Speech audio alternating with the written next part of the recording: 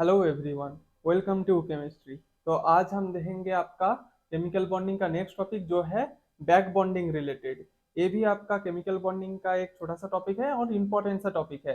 Back bonding से आपका chemical bonding में बहुत सारी एप्लीकेशन देखने मिलेगा। एप्लीकेशन से आपका बॉन्ड एंगल भी बता सकते हो। कभी कभी बैक बॉन्डिंग के सहायता से कोई कंपाउंड का बैक आपका bond angle, bond length, even किसी किसी कंपाउंड का स्ट्रक्चर भी बता सकते हो। इवन इस बैकबोन के सहायता से हम किसी कंपाउंड का बेसिसिटी भी आपका एक्सप्लेन कर सकते हैं। ठीक है, तो देखते हैं बैक बॉन्डिंग में होते क्या है।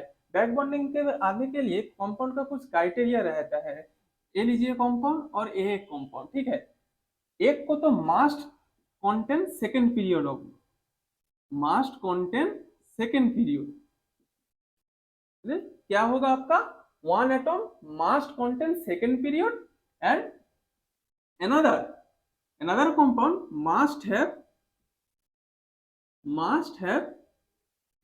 vacant orbital, vacant orbital। तो क्या हुआ स्टूडेंट इधर, one element must contain second period and another atom must have a vacant orbital। क्या होता है बैक बॉन्डिंग, मतलब एक के पास मास्ट है वैकेंट ऑर्बिटल, मतलब क्या है एक पूरा कटोरा लेकर बैठा है, दे भाई मुझे इलेक्ट्रॉन पेयर दे, मैं कटोरा लेकर बैठा हूं, मुझे इलेक्ट्रॉन दे। तो ये बेटा अब क्या करेगा, इसका जो लोन पेयर है इसको दे देगा और कर देगा आपका बैक बॉन्डिंग। ऐसे बैक बॉन्डिंग कर देगा, पार्शियल डबल बॉन्ड कैरेक्टर आ जाएगा। ठीक है, ऐसे होता है आपका बैक बॉन्डिंग।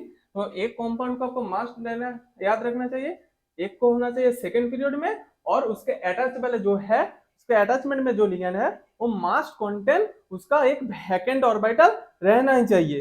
तो वैसे ही होता है आपका बैक बॉन्डिंग। तो अभी एग्जांपल देखते हैं। एग्जांपल में देखिए आपका BF3, ठीक है, CF3 प्लस और NF3 2 प्लस। आपको इधर पे बताना होगा extend of back bonding order. Back bonding order मतलब कहाँ पे आपका बैक बॉन्डिंग ज्यादा होगा, कहाँ पे कम होगा, इसे आपको बताना पड़ेगा। देखिए मैंने क्राइटेरिया में क्या कहा था आपका, वन एटम मास कंटेन सेकेंड पीरियड एटम और इस एक के पास मास कंटेन ए वैकेंट ऑर्बिटल। अभी इधर पे देखिए BF3 दोनों ही आपका सेकेंड पीरियड में है, वो भी आपका बैक बॉन्डिंग में पार्टिसिपेट करना पड़ेगा।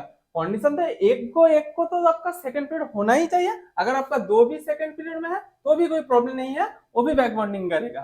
तो अभी देखिए BF3 कैसा होता है। BF3 का हाइब्रिडेशन निकलना आपको सिखा दिया था बहुत पहले, देख भी लीजिए, फिर भी एक बार दिखा देता हूँ। BF3 H equal to half, boron पे 3 प्लस मोनोवैलेंस पे 3, तो हो गया आपका 3 3 6/2 करोगे तो 3, तो होगा आपका sp2। अभी देखिए बोरॉन पे क्या है आपका वैकेंट ऑर्बिटल। बोरॉन बेटा क्या करता है उधर पे आपका कटोरा लेकर बैठा है, ले भाई मुझे इलेक्ट्रॉन दे। कैसे होगा, बोरॉन पे देखो 1s2 2s2 2p1, बोरॉन पे देखो वैकेंट p ऑर्बिटल, ऐसे p ऑर्बिटल, एक ही इलेक्ट्रॉन है, दोनों जगह का खाली है। तो ए क्या होता है इधर पे कटोरा लेकर बैठा है, कटोरा लेकर बैठ गया, दे भाई मुझे इलेक्ट्रॉन दे।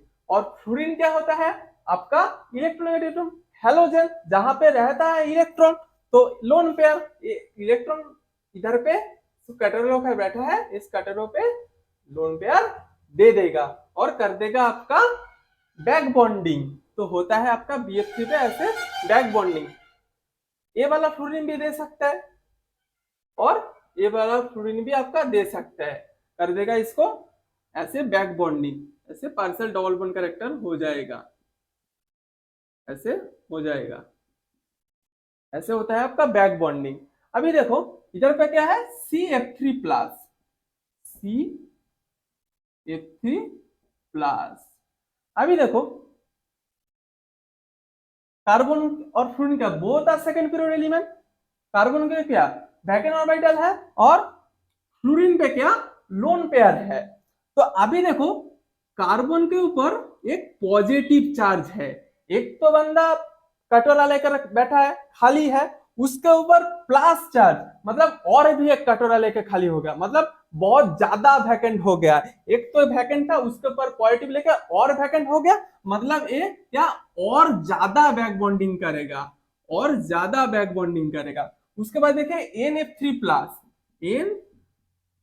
NF3 2+, इधर पे देखिए फिर से 2+, मतलब नाइट्रोजन में ऑलरेडी वैकेंट है, उसके बाद दोनों प्लस है, मतलब और भी ज्यादा वैकेंट हुआ, तो और भी ज्यादा बैक बॉन्डिंग करेगा। तो उसका मतलब कंक्लूजन में हम क्या बोल सकते हैं, जहां पे पॉजिटिव चार्ज ज्यादा रहेगा, जहां वहां पे बैक बॉन्डिंग आपका ज्यादा होगा। तो हम बोल सकते हैं यहाँ पे बैक बॉन्डिंग ऑर्डर क्या होगा, आपका NF3 2+ पे ज्यादा होगा, उसके बाद CF3+ में ज्यादा होगा, और उसके बाद BF3 में होगा। यही होगा आपका बैक बॉन्डिंग का ऑर्डर। ठीक है, तो अभी मैं इसको यूज करता हूँ। तो अभी वह आपका ये है आपका नेक्स्ट क्वेश्चन, जहाँ पे आपका बैक बॉन्डिंग ऑर्डर आपको बताना है कैसे होगा आपका। यहाँ पे बैक बॉन्डिंग ऑर्डर और एक्सटेंड ऑफ बैक बॉन्डिंग इस तरीके का क्वेश्चन भी आता है आपका। IIT जैम ऐसा नेट गेट और जेई नीट वाले स्टूडेंट, इस तरह का क्वेश्चन आपका पेपर पे आता है, extend of back bonding order. ठीक है, तो पहले क्वेश्चन में मैंने क्या बताया था, जहां पे ज्यादा पॉजिटिव चार्ज होगा वहां पे बैक बॉन्डिंग आपका ज्यादा होगा। क्या बताया था, जहां पे पॉजिटिव चार्ज मतलब क्या, ज्यादा वैकेंट, ज्यादा कटोरा लेकर बैठा है, पूरा अंदर खाली है, पॉजिटिव चार्ज मतलब खाली होकर बैठा है, और साइड पे क्या है आपका सेकंड पीरियड एलिमेंट, वो क्या आपका लोन पेयर खाली जगह को दे देगा, तब होगा आपका बैक बॉन्डिंग। अभी देखिए इधर पे क्या होगा आपका, ऑक्सीडेशन स्टेट पहले निकलना पड़ेगा। देखो कैसे ऑक्सीडेशन निकलना पड़ता है, ClO4-, ClO4-। क्लोरीन का oxygen state central atom chlorine है, तो इसका ऑक्सीजन स्टेट आपको निकालना पड़ेगा।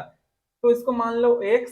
उसके बाद देखिए ऑक्सीजन पे क्या होता है, -2 चार्ज होता है। ऑक्सीजन पे क्या होता है, ऑक्सीजन पे -2 चार्ज होता है। अगर ऑक्सीजन पे -2 चार्ज हुआ है और ऑक्सीजन पे देखिए 4 ऑक्सीजन है, तो मल्टीप्लाई बाई 4 करोगे तो हो जाएगा -8। तो हम बोल सकते हैं X -8, और इधर देखो पूरा कंपाउंड के ऊपर -1 चार्ज, तो ये -8 को उधर ले जाओगे तो +8 हो जाएगा, और x इक्वल टू हो जाएगा +7। तो क्लोरीन के ऊपर +7 चार्ज आएगा। उसके बाद देखो SiO4 4-। सिलिकॉन का आपका इधर पे ऑक्सीडेशन स्टेट निकलना पड़ेगा, नहीं पता है अभी, तो इसको x मान लो। उसके बाद देखो 4 ऑक्सीजन है, एक ऑक्सीजन आपका -2 चार्ज कैरी करता है, तो 4 ऑक्सीजन क्या करेगा, 4 × 2 करोगे तो -8 आएगा। -8 इक्वल टू इधर देखो ओवरऑल चार्ज -4 है, और इधर जाएगा तो आपका +4 हो जाएगा, तो इसके ऊपर +4 चार्ज। उसके बाद देखो PO4 3-। फास्फोरस का ऑक्सीजन नहीं पता है, इसको x मान लो, हो जाएगा -8 equal to -3, x equal to आपका +5 हो जाएगा, +5। उसके बाद देखो SO4 2- हो जाएगा आपका x -8 equal to -2, x equal to +6 हो जाएगा आपका +6। मैंने क्या बताया था, जहां पे ज्यादा जितना ज्यादा पॉजिटिव चार्ज होगा वहां पे जितना उतना ही बैक बॉन्डिंग होगा। तो कहां पे बैक बॉन्ड पॉजिटिव चार्ज ज्यादा है, ClO4- पे आपका पॉजिटिव चार्ज ज्यादा है, तो यहाँ पे क्या होगा आपका बैक बॉन्डिंग भी ज्यादा होगा।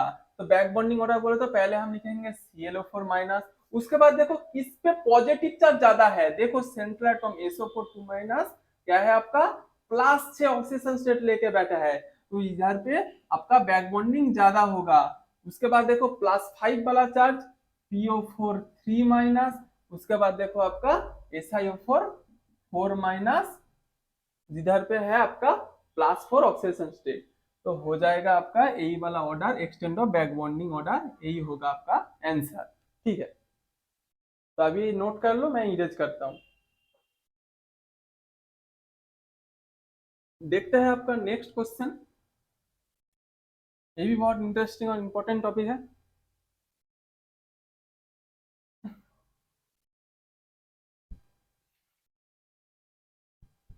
नेक्स्ट क्वेश्चन आप लिखो, ये भी बहुत अच्छा सा कॉन्सेप्ट है, BF3 एंड आपका BF4 माइनस। देखिए पहले आपको कॉन्सेप्ट समझना पड़ेगा।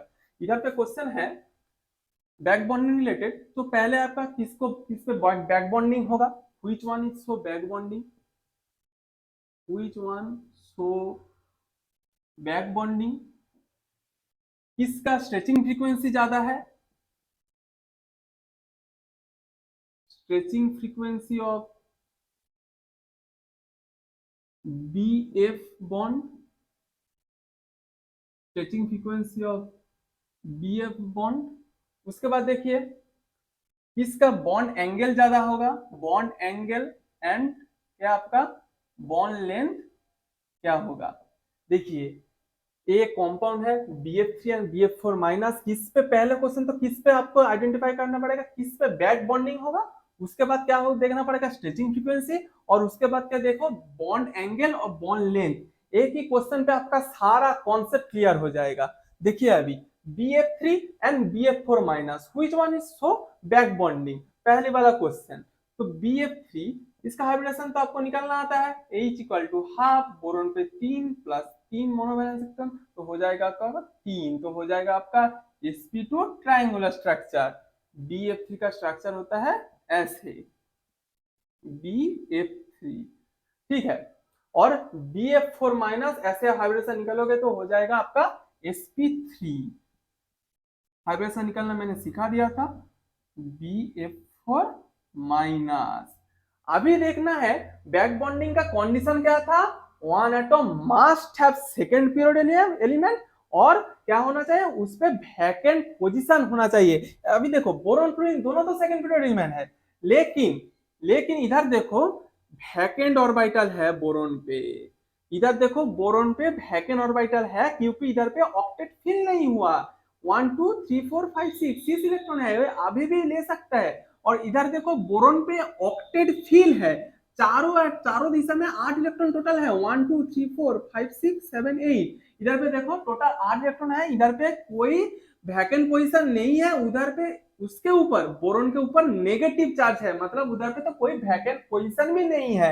ये कटोरा लेकर नहीं बैठा है, लेकिन इधर पे देखो एक कटोरा लेकर बैठा है, ये तो खाली है अंदर से। तो एक फ्लूरिन क्या करेगा, इसका लोन पेयर इधर दे देगा, तो करेगा आपका बैक बॉन्डिंग कौन करेगा, आपका BF3 बैक बॉन्डिंग करेगा, और BF4 माइनस बैक बॉन्डिंग नहीं करेगा, बैक बॉन्डिंग दिखाएगा आपका ओनली BF3। तो अभी आता है स्ट्रेचिंग फ्रीक्वेंसी ऑर्डर। अभी बोलना स्ट्रेचिंग फ्रीक्वेंसी ऑर्डर कैसे बोलूं। देखिए स्ट्रेचिंग फ्रीक्वेंसी एक फॉर्मूला होता है mu equal to 1/2 pi C root over A by mu. अभी वो बोल सकते हैं म्यू डायरेक्टली प्रोपोर्शनल टू के होता है आपका स्ट्रेंथ, बॉन्ड स्ट्रेंथ। तो अभी जिस बॉन्ड का स्ट्रेंथ ज्यादा होगा वहां पे आपका स्ट्रेचिंग फ्रीक्वेंसी भी ज्यादा होगा। फोर्स कांस्टेंट एक्चुअली इसको बोलते हैं फोर्स कांस्टेंट, मतलब इधर पे आपका जहां पे बैक बॉन्डिंग होगा, जहां पे डबल बॉन्ड कैरेक्टर पार्शियली आएगा, मतलब जो ज्यादा स्टेबल होगा उसका स्ट्रेचिंग फ्रीक्वेंसी भी ज्यादा होगा। तो हम बोल सकते हैं स्ट्रेचिंग फ्रीक्वेंसी और स्ट्रेचिंग फ्रीक्वेंसी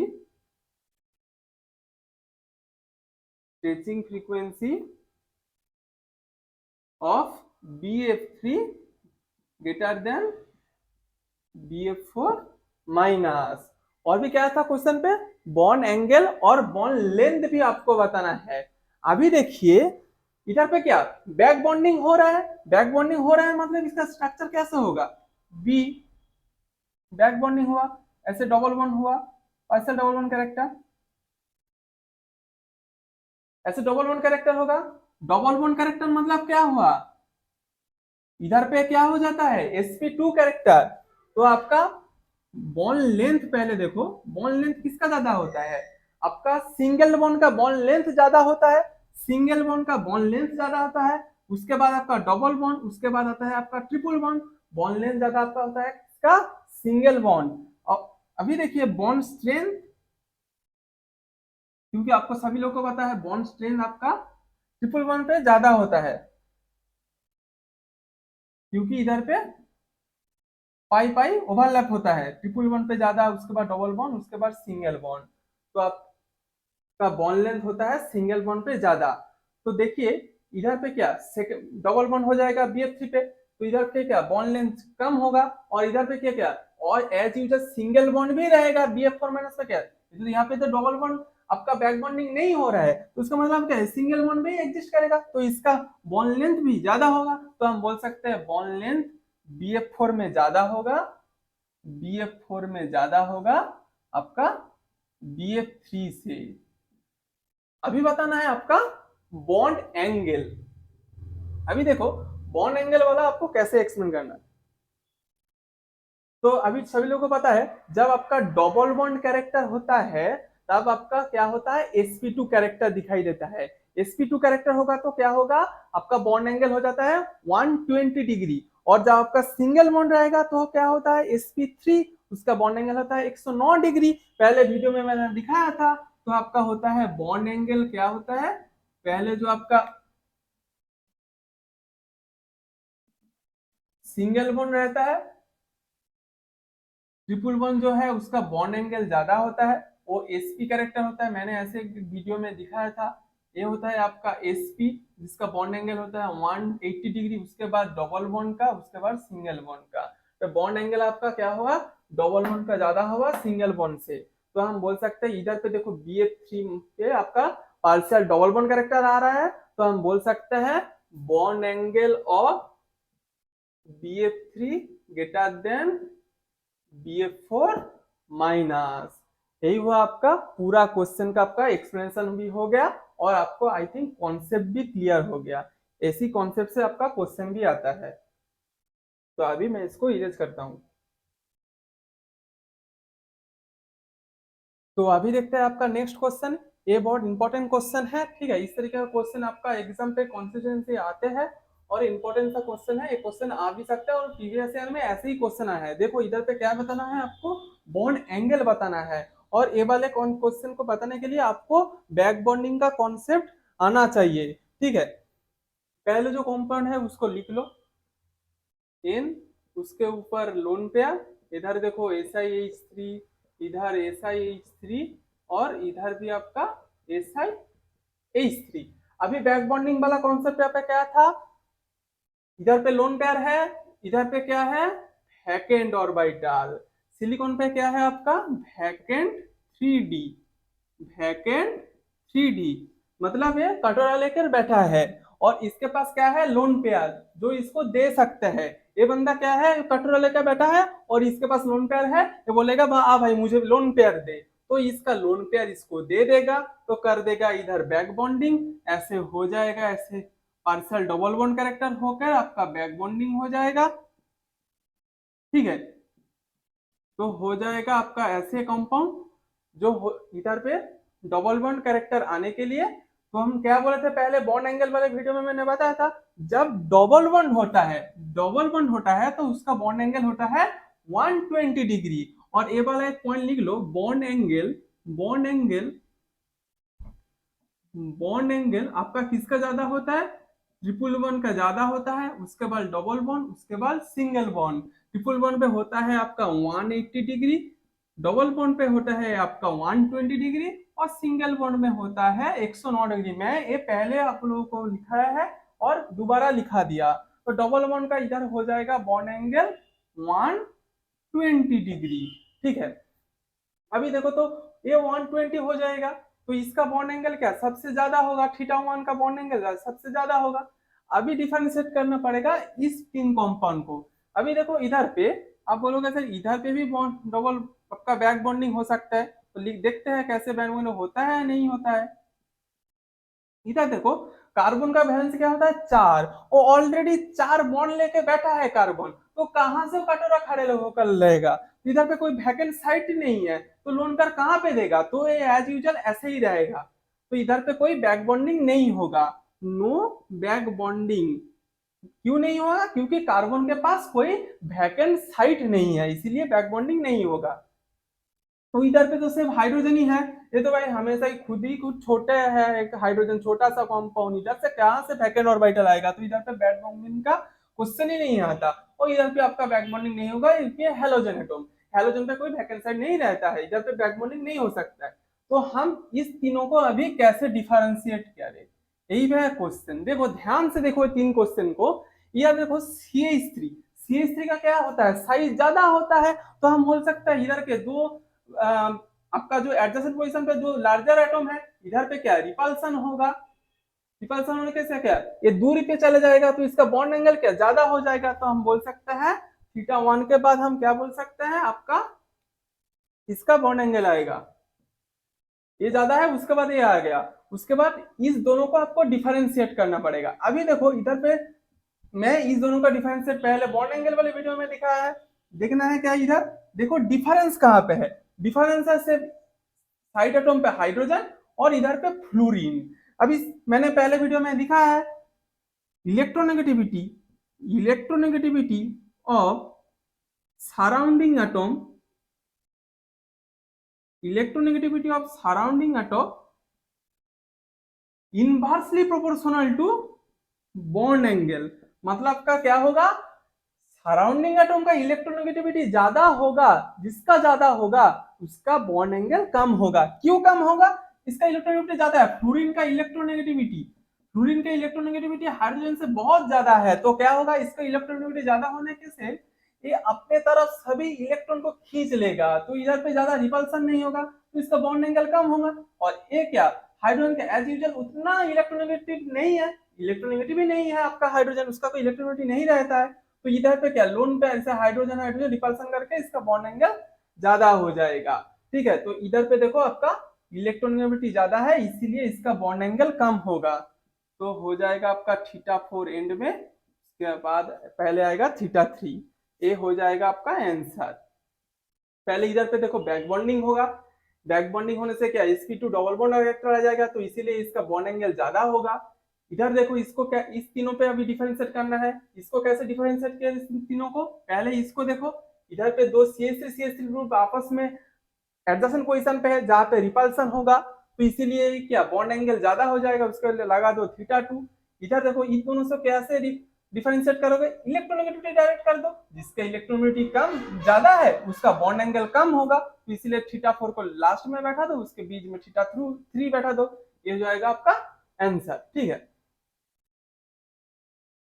ये था आपका बैक बॉन्डिंग का और एक एप्लीकेशन। तो देखते हैं दूसरी तरफ का और एक एप्लीकेशन। ठीक है, तब लिख लो, मैं इरेज करता हूँ इसको।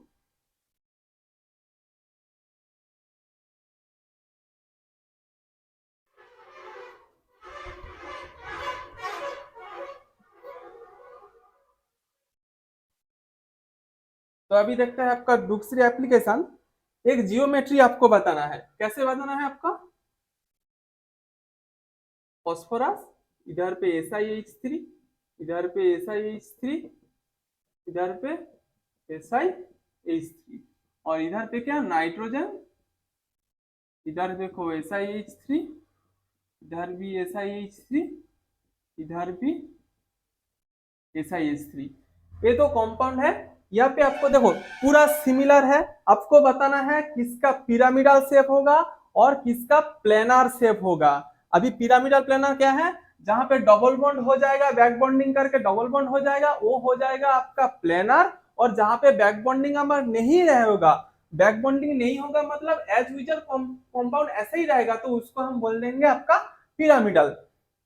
अभी देखो कहां पे बैक बॉन्डिंग होता है, बैक बॉन्डिंग का क्राइटेरिया क्या था, मास्ट कॉन्टेन सेकेंड पीरियड एलिमेंट। देखो नाइट्रोजन का आपका सेकेंड पीरियड एलिमेंट है, तो हम इसको बोल सकते हैं क्या सेकेंड पीरियड एलिमेंट 2p। इधर पे देखो सिलिकॉन, सिलिकॉन क्या है, वैकेंट साइड लेकर खड़ा होता है, उसके बाद पूरा वैकेंट साइड है, वो कटोरा लेकर बैठा है, तो लिख दीजिए वैकेंट, वैकेंट 3d, और इधर पे फील्ड 2p ऑर्बिटल। तो ये क्या करेगा, आपका सिलिकॉन का जो वैकेंट ऑर्बिटल है ये लोन पेयर इधर पे दे देगा, दे देकर कर दिया इधर पे ऐसे डबल बॉन्ड, ऐसे डबल बॉन्ड कर देगा, करके इसके जियोमेट्री हो जाएगा आपका, डबल बॉन्ड होने से आपका क्या होगा, planar geometry, planar geometry, planar geometry. अभी बोलोगे सर इधर पे डबल बॉन्ड होगा, नहीं होगा, क्वेश्चन आता है इधर पे डबल बॉन्ड होगा, नहीं होगा। क्यों नहीं होगा, क्योंकि ये आपका सेकेंड पीरियड एलिमेंट नहीं है, ये आपका थर्ड पीरियड में आ जाता है। इधर पे वैकेंट साइट है, इधर पे भी वैकेंट 3d है, यहाँ पे भी वैकेंट 3D है, लेकिन ये फॉस्फोरस आपका सेकेंड पीरियड एलिमेंट नहीं है, इसीलिए यहाँ पे आपका बैक बॉन्डिंग नहीं हो रहा है, नो बैक बॉन्डिंग। तो हम बोल सकते हैं इसको डायरेक्ट आपका पिरामिडल जियोमेट्री और पिरामिडल शेप। देखो एज इज पिरामिडल जैसा ही है, इधर पे कोई बैक बॉन्डिंग डबल बॉन्ड नहीं हो रहा है, इसीलिए इसमें हम बोलेंगे इसको पिरामिडल और इसको हम बोल देंगे प्लेनर। ये भी था आपका बैक बॉन्डिंग का और भी एक एप्लीकेशन। देखते हैं आपका next application back bonding related क्या होता है।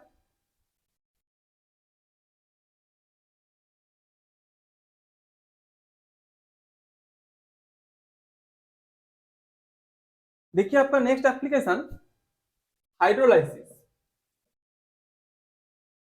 हाइड्रोलाइसिस ये भी क्वेश्चन आपका पीवाईक्यू में से ऐसा नेट पे आया है। देखिए आप इधर पे लिखो PX3, इधर पे वाटर, इधर पे AsX3, इधर पे वाटर। देखो इधर पे क्या होना है, क्या रिएक्शन होगा आपको बताना है, और इधर पे बैक बॉन्डिंग का क्या है एप्लीकेशन हो रहा है मैं आपको दिखा रहा हूँ। PX3 एक्स को मान लो आप कोई भी हैलोजन मान लो, ठीक है। इधर पे क्या PX ऐसे लिख लो, इधर का क्या पानी पूरा न्यूक्लियोफाइल जैसे अटैक करेगा और ये एक्स को निकाल देगा, हो जाएगा आपका चारों दिशा में, पूरा तीनों दिशा में आपको पानी ऐसे अटैक करेगा और तीनों दिशा में आपका ऐसे OH बना देगा। ऐसे को सीधा लिखते हैं, इसे OH बना देगा। एक्स एटम को आपको पानी का रिप्लेस करके ऐसे जियोमेट्री बना देगा। अभी क्वेश्चन आता है इसका, यहाँ पे आता है आपका बैक बॉन्डिंग का कॉन्सेप्ट क्या है। फॉस्फोरस का क्या रहता है, vacant 3D orbital, vacant 3D orbital. और ऑक्सीजन आपका क्या होता है, field 2p, second period element, field 2p orbital, जहां पे लोन पेयर रहता है। तो इधर पे क्या होगा, बैक बॉन्डिंग का क्राइटेरिया में क्या था, एक के पास वैकेंट होना चाहिए और दूसरे के पास देने के लिए लोन पेयर होना चाहिए, वो क्या होना चाहिए, मास्ट कंटेन सेकेंड पीरियड एलिमेंट। तो हो जाएगा इधर पे बैक बॉन्डिंग। तो कैसा होगा दोबारा, देखो ऐसे होता है OH, इधर पे हो जाएगा आपका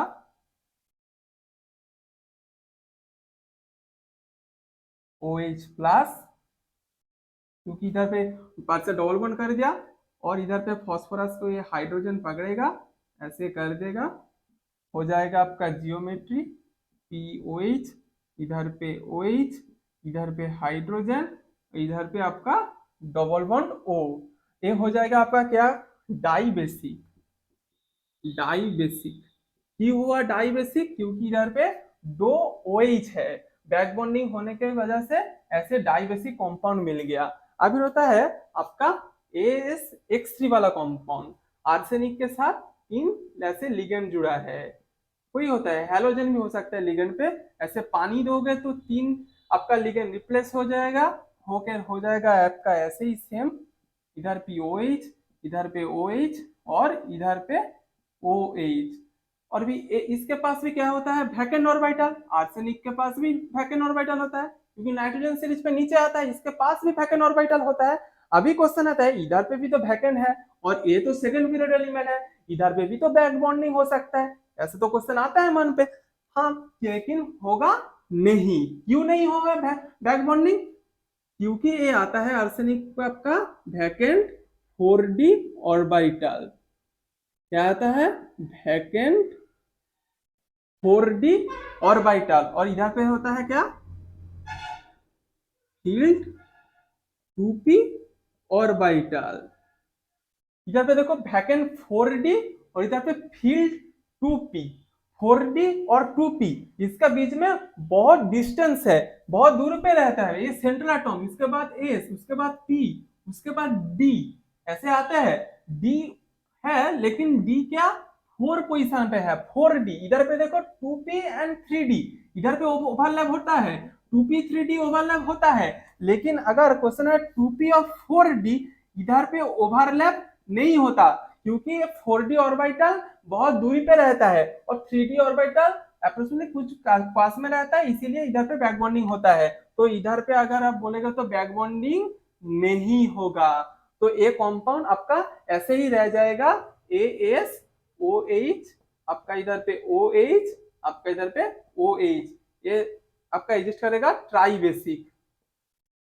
ट्राइबेसिक फॉर्म में। और आपका PX3 इसके पानी रिएक्शन करेगा, इसका करेगा डाइबेसिक, और इसको करेगा ASH3 अगर रिएक्शन करेगा तो होगा ट्राइबेसिक, क्योंकि इधर पे कोई बैक बॉन्डिंग नहीं हो रहा है। यही था आज का वीडियो। यहाँ पे हम पूरा बैक बॉन्डिंग का कॉन्सेप्ट, जो जो एप्लीकेशन बेस आपका क्वेश्चन आता है मैंने सभी करवा दिया। अगर अगर आपको कोई प्रॉब्लम आया है कॉन्सेप्ट पे, मुझे कमेंट करके बताएं, मैं आप लोगों को रिप्लाई कर दूंगा। तो स्टूडेंट, आज का वीडियो यहीं पे खत्म होता है। Stay happy and stay learning.